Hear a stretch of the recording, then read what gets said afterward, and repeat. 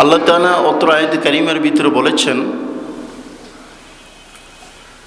যে আপনার পূর্বে যত মানুষ এসেছিল কেউ চিরস্থায়ী হয়নি, যত নবী রাসূল এসেছিল কেউ চিরস্থায়ী হয়নি, আপনি হবেন না।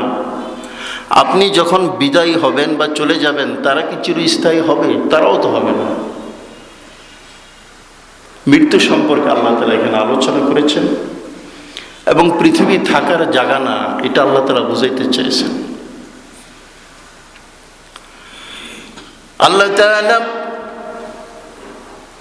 ফেরেশতাদেরকে সৃষ্টি করার পর মৃত্যুকে সৃষ্টি করলেন বিশাল বড় আকৃতি দিয়ে। সপ্তম আকাশ এবং সপ্তম জমিনের সমান বিশাল বড় মৃত্যু বলে আমাদের যে মৃত্যু হবে, এই জিনিসটাকে আল্লাহ সৃষ্টি করলেন। ফেরেশতাদের চোখের আড়ালে আল্লাহ তাআলা রেখে দিলেন। কোন জায়গায় আল্লাহ গোপন করলেন সেটা ফেরেশতারাও জানে না। ফেরেশতারা জানতো না মৃত্যু বলে একটা জিনিস আছে, বিষয় আছে। এমন জায়গায় আল্লাহ তাআলা মৃত্যুকে লুকিয়ে রাখলেন, ফেরেশতারা ওই জায়গা থেকে আওয়াজ শুনতে পেত কিন্তু মৃত্যুকে দেখতে পেত না। 100টি আবরণ আল্লাহ তাআলা মৃত্যুর উপরে দিয়ে দিলেন, 100টি আবরণ দিয়ে ঢেকে দিলেন। 70টি শিকল দিয়ে আল্লাহ তাআলা মৃত্যুকে পেঁচিয়ে ধরলেন। এক এক শিকলের দৈর্ঘ্য হচ্ছে 10,000 বছর দীর্ঘ রাস্তার সমান। একটা ঈগল পাখি ছেড়ে দিলে বিরতি ছাড়া তার সেকেন্ড, তার মিনিট, তার ঘন্টা, তার দিন, তার সপ্তাহ, তার বছর, এভাবে 10,000 বছর ঈগল পাখি বিরতি ছাড়া অতিক্রম করলে যত বিশাল বড় এরিয়া নিয়ে অতিক্রম করা সম্ভব, এক এক শিকলের দৈর্ঘ্য আল্লাহ তাআলা এত বড় তৈরি করে তাকে ধরলেন। এরকম 70টি শিকল দিয়ে আটকে দিলেন মৃত্যু বলে যেই বিষয়টি আছে, মৃত্যুকে এমন জায়গায় গোপন করে রাখলেন, সেই জায়গার খবর ফেরেশতারাও জানে না। ওখানে থেকেই মৃত্যু গড় গড় করে আওয়াজ করে, শব্দ করে, সেই আওয়াজ ফেরেশতারা শুনতে পাইত। হযরত আদম আলাইহিস সালামকে আল্লাহ যখন সৃষ্টি করলেন, সৃষ্টি করার পর মালাকুল মউত আজরাইল ফেরেশতাকে আল্লাহ তাআলা যখন মৃত্যুর দায়িত্ব দিলেন, মালাকুল মউত আজরাইল ফেরেশতা সেদিনই জানতে পারলো মৃত্যু বলে কোন একটা জিনিস আছে। সুবহানাল্লাহ। প্রশ্ন করলো, আল্লাহ মৃত্যু আবার কি? আল্লাহ বললেন, দেখতে চাও? বলে অবশ্যই। এটা ডিউটি যখন আমাকে পালন করতে হবে অবশ্যই তাকে আমার একটু দেখা লাগে। আল্লাহ বললেন, তোমাকে একা নয়, আমার যত ফেরেশতা জগৎ আছে সমস্ত ফেরেশতাদেরকে আমি একসাথে দেখাবো মৃত্যু কি জিনিস। ওয়ামা ইয়ালামু জুনুদা রাব্বাকা ইল্লা হুয়া। আল্লাহ বলেন, আমার হাবিব, আমার ফেরেশতাদের সংখ্যা যে কত এটা আমি আল্লাহ ছাড়া আর কেউ জানে না। ফেরেশতাদেরকে বললেন, ফেরেশতারা নির্দিষ্ট জায়গায় হাজির হও। সবাই হাজির হল নির্দিষ্ট জায়গায়। আল্লাহ এবার মালাক মৃত্যুকে ডেকে বললেন, ও মৃত্যু বের হয়ে আসো। 100 আবরণ আল্লাহ তাআলা খুলে দিলেন, 70টি শিকলের বন্ধন আল্লাহ তাআলা খুলে দিলেন, 100 আবরণ খুলে দিলেন। বললেন, এবার পাখির মতো ফেরেশতাদের মাথার উপরে দিয়ে তুমি কয়েকটা ছাই করো, ছাই উড়ে যাও। ফেরেশতাদের মাথার উপর দিয়ে ওই মৃত্যু যখন উড়া শুরু করলো, আল্লাহ এবার বললেন, আমার ফেরেশতারা আমার মৃত্যু কি জিনিস উপরের দিকে তাকিয়ে দেখো। হাদিসের ভিতরে এসেছে, মৃত্যু যখন উপরের দিকে রানিং দেওয়া শুরু করলো আর ফেরেশতারা যখন উপরের দিকে তাকালো, সমস্ত ফেরেশতারা আল্লাহু আকবার বলে একটা আওয়াজ দিয়ে 2000 বছর পর্যন্ত অজ্ঞান হয়ে গেল। মৃত্যু কি জিনিস? এরপর 2000 বছর পর তাদের জ্ঞান ফিরে আসলো। আল্লাহ বললেন, মালাকুল মউত, আজরাইল, এটা হলো মৃত্যু, এটা দিয়ে তুমি প্রাণীর জান কবজ করবে। আদম এবং তার সন্তানদের কিয়ামত পর্যন্ত জান কবজ করবা, তবে তুমিও মাপ পাইবা না, তোমাকেও মরতে হবে। মালাকুল মউত তখন বললেন, ও আল্লাহ, যার জান কবজ করতে হবে, যাকে নিয়ে কবজ করব, যে মৃত্যু, সেই মৃত্যুটা তো আমাকে একটু দেখা লাগে। আমি তো দেখলাম, কিন্তু কথা হচ্ছে এত বিশাল বড় মৃত্যুকে আমি কিভাবে নিয়ন্ত্রণ করব? এত ক্ষমতা তো আল্লাহ তাআলা আপনি আমাকে দেন নাই। আল্লাহ বললেন, সেই ক্ষমতা তোমাকে আমি দিলাম। ক্ষমতা যখন দেওয়া হলো, মৃত্যুকে মালাকুল মউত আজরাইল আলাইহিস সালামের অধীনস্থ যখন করে দেওয়া হলো, এবার মৃত্যু ডেকে বলে, আল্লাহ, আমাকে একটু ভাষণ দেওয়ার সুযোগ দিতে হবে। ও আল্লাহ, আমি একটু ভাষণ দিতে চাই আকাশ এবং জমিনবাসীদেরকে লক্ষ্য করে। আল্লাহ বললেন, যাও, সুযোগ দিলাম, এবার ভাষণ দাও। মৃত্যু এবার বলে, ও আকাশবাসী, জমিনবাসী, যে যেখানেই আছো, সকলেই প্রস্তুত হয়ে যাও, সকলের সহিত আমার দেখা হবে এবং তোমাদেরও আমার সহিত দেখা হবে।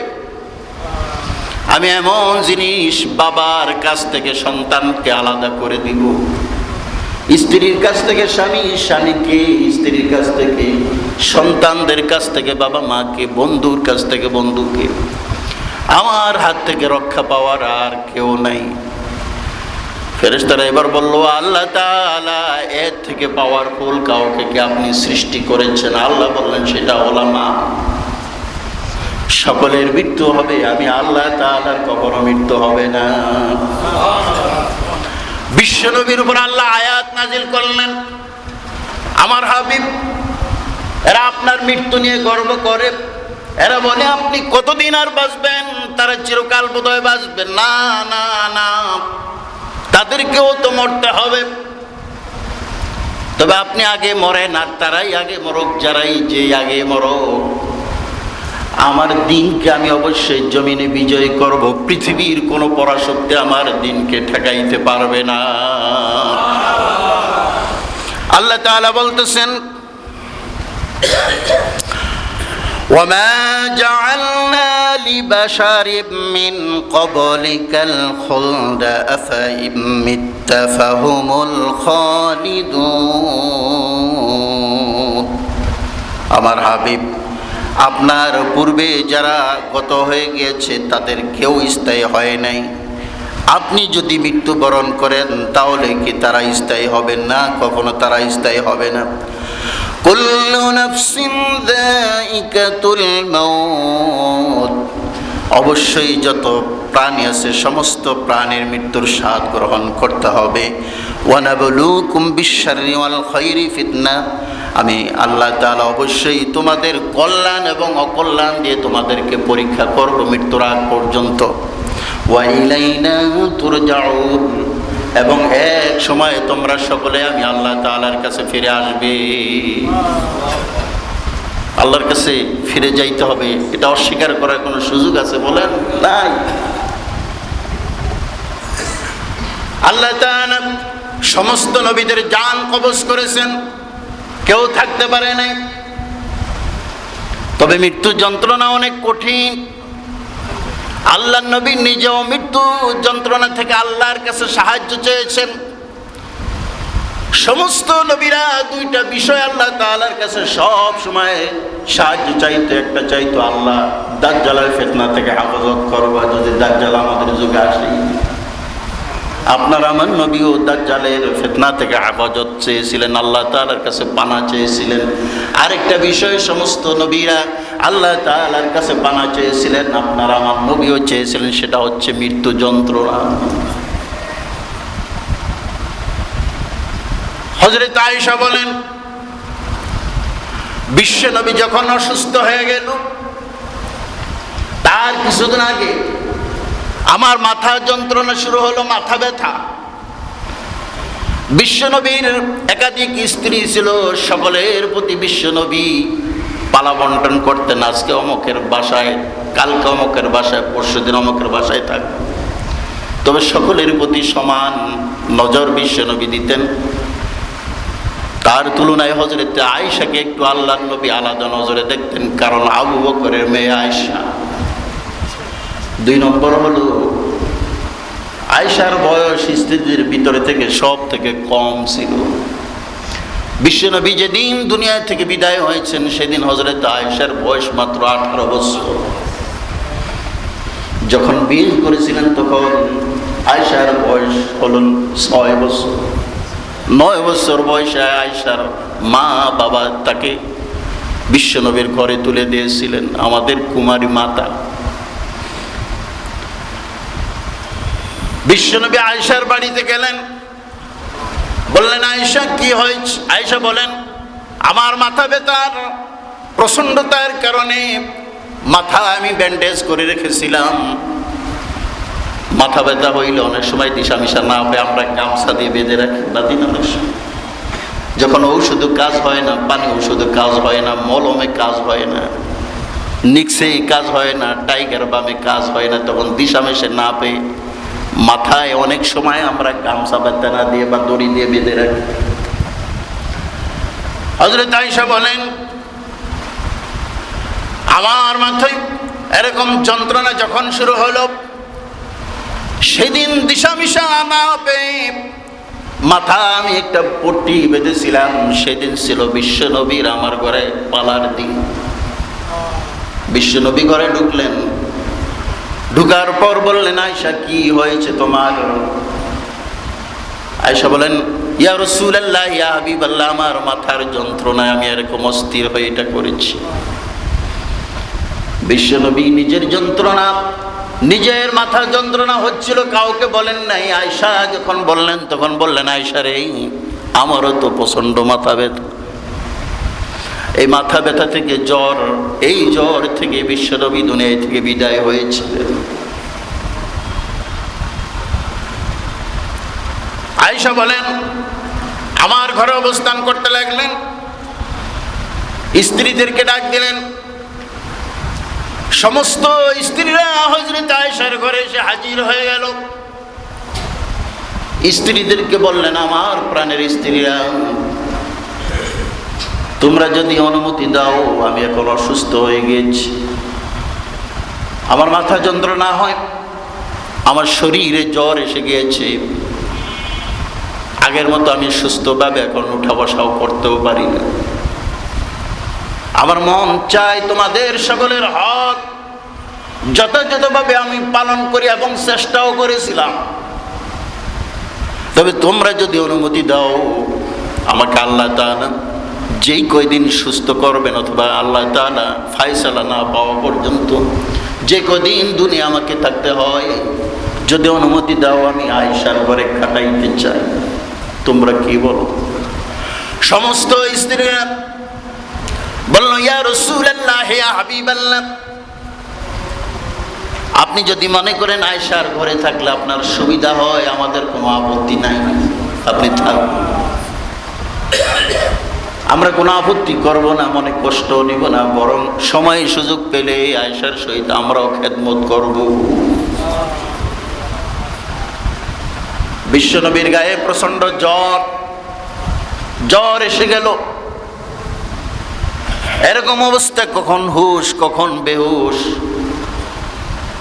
তারপরও বিশ্বনবী জামাতে গিয়ে নামাজ পড়া কখনো ছাড়েন নাই। এরকম অবস্থা হয়েছিল। আল্লাহর নবী অজ্ঞান হয়ে গেলেন, জ্ঞান ফিরে আসলো। স্ত্রীদেরকে বললেন, সময় কখন? স্ত্রীরা বলে, ইয়া রাসূলুল্লাহ, ইয়া হাবিবাল্লাহ, যোহরের ওয়াক্ত, নামাজের সময় যায় এরকম অবস্থা।